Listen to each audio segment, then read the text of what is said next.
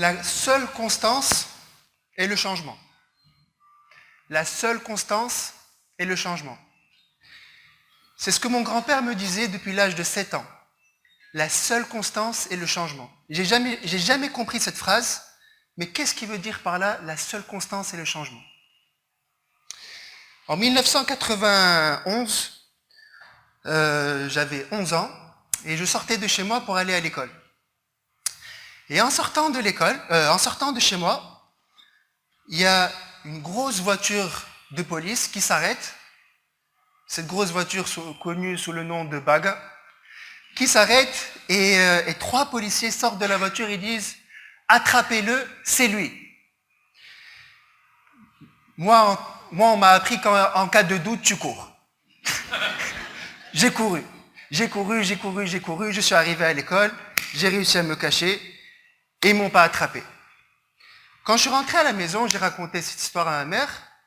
Elle m'a dit « Omar, ton père il est recherché, ils veulent le mettre en prison, c'est compliqué, mais ça va s'arranger. » À ce moment-là, I went beyond the matrix. Ma vie a changé. Pourquoi ma vie a changé? Parce que c'était une période où il y a quelques années, mon grand-père était ministre de l'Intérieur, chef de la police, à un jour où la police me court derrière, mais pas pour rigoler. À ce moment-là, je me suis dit, d'accord, maintenant je comprends le sens la seule constante est le changement. Parfois, dans la vie,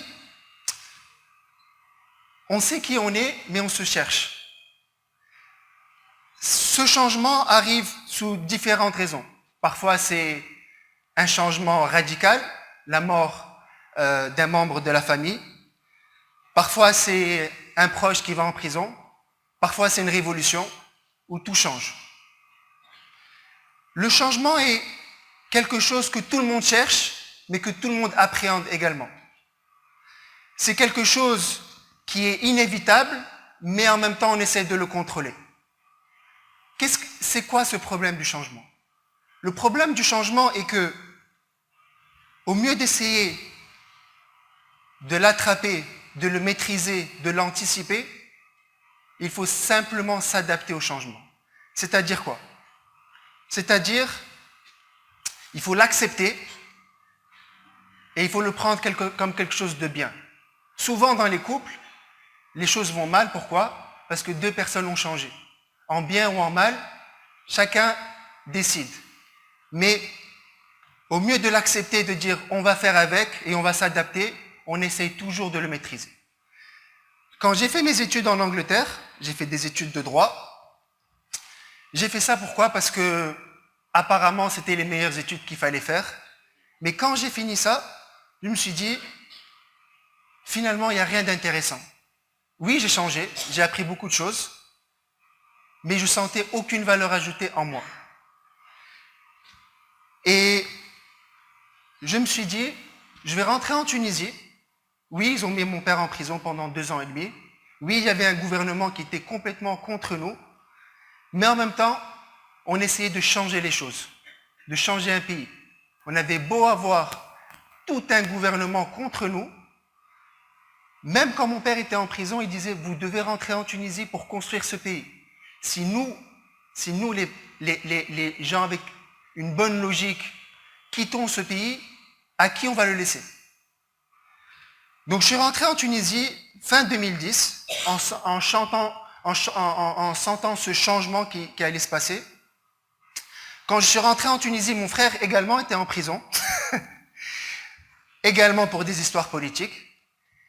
Et on avait déjà lancé la société Walliscar et on n'avait jamais vendu une voiture en Tunisie. Et quand j'ai été voir mon frère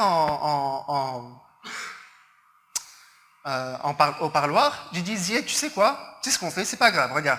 Toi, tu es diplômé de la plus grande école hôtelière du monde, l'école hôtelière de Lausanne. Moi, je suis diplômé d'une fac à Londres, d'une fac de droit à Londres. Une fois que tu sors, chacun fait sa vie à l'étranger. Et c'est bon, ils veulent vraiment pas de nous dans ce pays. Encore une fois, non, on lâche rien. Il est sorti de prison, mais juste avant de sortir de prison, il faut savoir quelque chose. C'est qu'on avait créé une voiture tunisienne avec tous les challenges qu'on a eus. C'est-à-dire quoi? C'est-à-dire que quand on a contacté un grand constructeur automobile comme Peugeot, qui fait 70 milliards d'euros de chiffre d'affaires, on avait 24 ans, on leur a demandé est-ce que vous pouvez nous vendre votre mécanique? Ils se sont mis à rigoler. Quand on a été voir l'IDAR, on leur a demandé on voudrait homologuer un véhicule tunisien pour le marché tunisien. Ils ont dit vous rêvez, c'est impossible. On leur a dit pourquoi? Il a dit parce qu'il n'y a pas de cahier des charges. C'est-à-dire quoi? C'est-à-dire qu'il est quasiment interdit de faire des voitures en Tunisie. Et les seules voitures qui vont être vendues en Tunisie, c'est des voitures importées.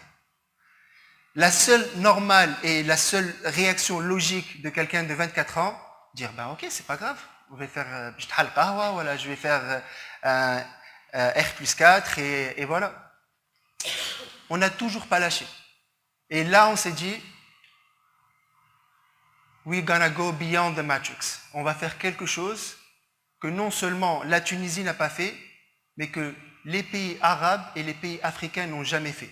C'est-à-dire de faire un véhicule avec le maximum de taux d'intégration nationale, de l'homologuer au marché européen et de le vendre partout dans le monde.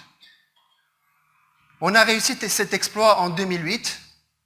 En 2009, on avait des voitures qui roulaient en Suisse, en Suède, au Brésil, au Qatar, en Belgique. Quand on a été voir l'administration tunisienne, on leur a dit « Pourquoi cette voiture-là qui roule en Suisse ne peut pas rouler en Tunisie ?» Ils nous ont dit « Écoutez, on va fermer ce dossier-là. Vous ne vendrez jamais de voiture en Tunisie. C'est clair ?» On a dit « Ok, c'est clair. » Après 2012, après 2011 et en 2012, on a fait une deuxième tentative, et une tentative qui a été successful. Et on a compris quelque chose, que la seule constante est le changement. Qu'il faut toujours persévérer, qu'il ne faut jamais rien lâcher. Que ce soit votre famille, votre femme, vos meilleurs amis, ou même tout un gouvernement qui vous dit c'est pas possible, eh bien vous pouvez montrer que c'est possible. Comme monsieur le doyen a dit tout à l'heure, au début on se moque de vous, plus on vous ignore, plus on vous combat, plus on vous applaudit ou on vous aime.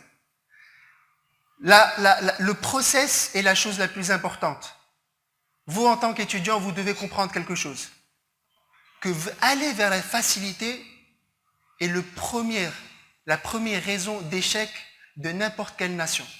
On ne pourra jamais être un État fort et un pays fort si on reste dépendre des autres. C'est-à-dire quoi ne pas dépendre des autres? C'est d'aller vers la difficulté.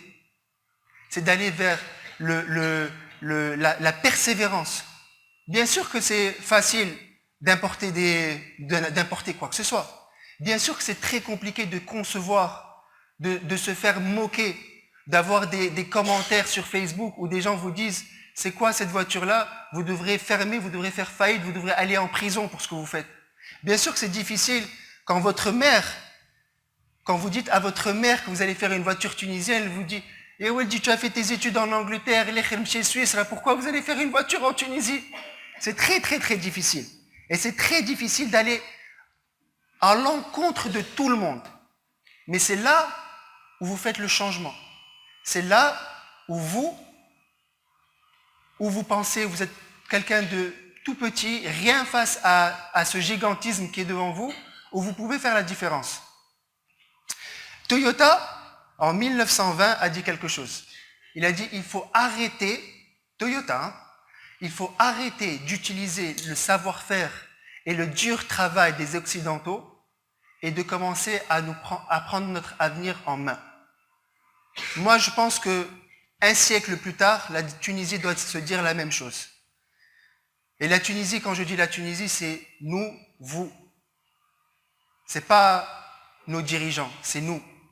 C'est nous qui devons aller vers ce changement où le process du travail, la difficulté, on l'embrasse, on la hug, on la prend avec nous et on dit c'est vrai, c'est difficile, c'est pas facile. C'est vrai que j'aimerais bien commencer mon projet et rouler en Mercedes 2 ans plus tard. C'est vrai que j'aimerais bien commencer mon projet et être en première classe et avoir une belle montre et avoir de beaux affaires, mais c'est pas ça le travail. Et c'est pas ça la valeur ajoutée. Et c'est pas ça la beauté de la réussite. La beauté de la réussite, c'est de pouvoir un jour être avec ses grands-parents, avec ses grands-enfants, pardon, et leur expliquer toute l'aventure et les choses que vous avez accomplies pour vous, pour votre pays, pour vos proches et surtout pour votre communauté. Vous savez, quand vous mourrez, il y a sur cette pierre, vous avez sur votre gauche la date de votre naissance et sur votre droite la date de votre mort. Mais entre ces deux dates, il y a un petit trait. Et ce petit trait, c'est vous. Ce petit trait, c'est ce que vos enfants vont dire de vous. C'est ce que les gens vont dire de vous. Les probabilités qu'on soit sur Terre sont infimes. Vous avez plus de chances de gagner au loto tous les jours que d'être sur Terre, que d'être en vie. Donc, si vous avez gagné le gros lot, le jackpot, autant en faire quelque chose de magnifique. Autant en faire de quelque chose de légendaire. Donc ce petit trait-là, c'est vous aujourd'hui qui décidez qu'est-ce qu'ils vont dire de vous. Est-ce qu'ils vont dire que c'était Monsieur Lambda, Madame Lambda, ou est-ce qu'ils vont dire qu'ils ont fait quelque chose de légendaire? Et c'est un exemple à suivre. Et j'espère que vous serez à leur niveau. Voilà. Merci beaucoup.